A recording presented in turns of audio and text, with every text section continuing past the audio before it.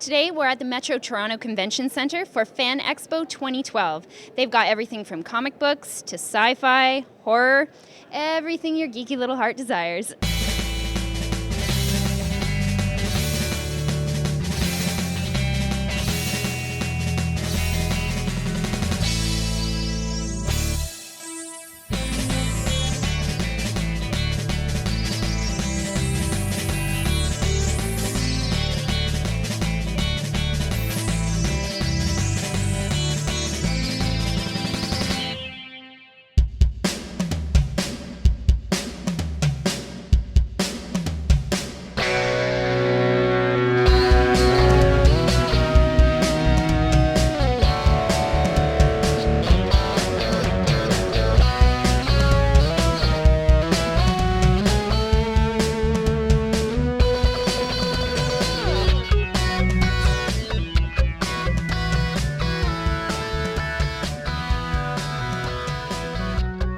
Hey guys, we're here at Fan Expo Day 2, and right now I am sandwiched between Norman Reedus and Sean Patrick Flanery. How lucky am I, ladies?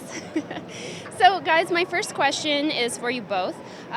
You guys, it's very Boondock related, but you guys, I'm sure, are familiar with the documentary Overnight. And it's shone a not-so-great light on the film's creator, Troy Duffy. I'm just wondering what your experiences were like working on those films, and if you feel that the documentary blew things out of proportion. Well, I don't know of a documentary that doesn't blow things out of proportion, but, I mean, Troy's a good dude. We've always gotten along great with Troy. You know, I can't say I've never had a bad problem with Troy at all. He's still a friend of mine. I go to his barbecues. I talk to him on the phone. You know, I mean, making a film is a passionate experience, and I think he's a very passionate individual, but I dig the cat. Norman? I mean, I think if you have enough footage of Santa Claus, you can edit it and make him look like an asshole. You know what I mean? Troy's great. Yeah.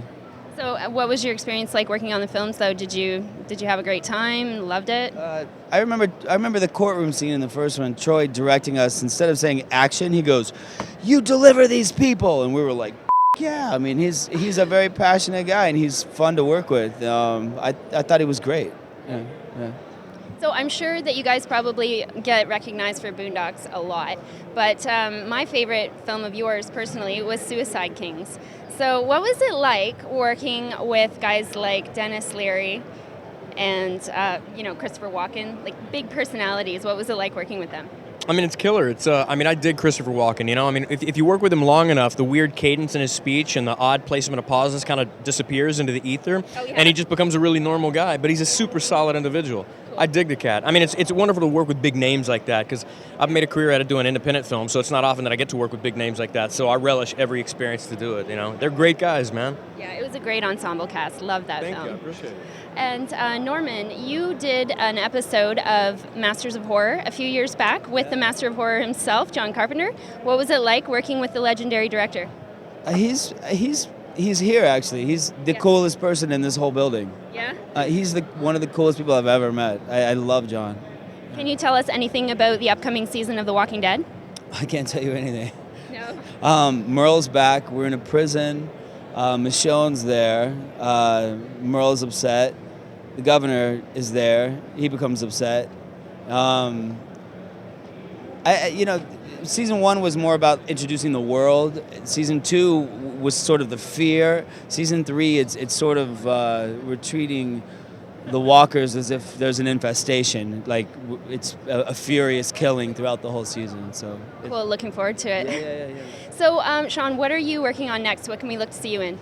I finished a film called Phantom that you'll see in springtime. It's with Ed Harris, David Duchovny. It's about a 70s Soviet ballistic missile submarine that goes missing. And then I did a Christmas film called 12 Dogs of Christmas. And I got those two coming out, so there you go. Awesome. Look forward to it. Norman, anything besides The Walking Dead coming up? A film called Sunlight Jr., sort of a defunct love story between Matt Dillon, Naomi Watts, and myself. Yeah, that's pretty much it. A couple other things. Great. Yeah.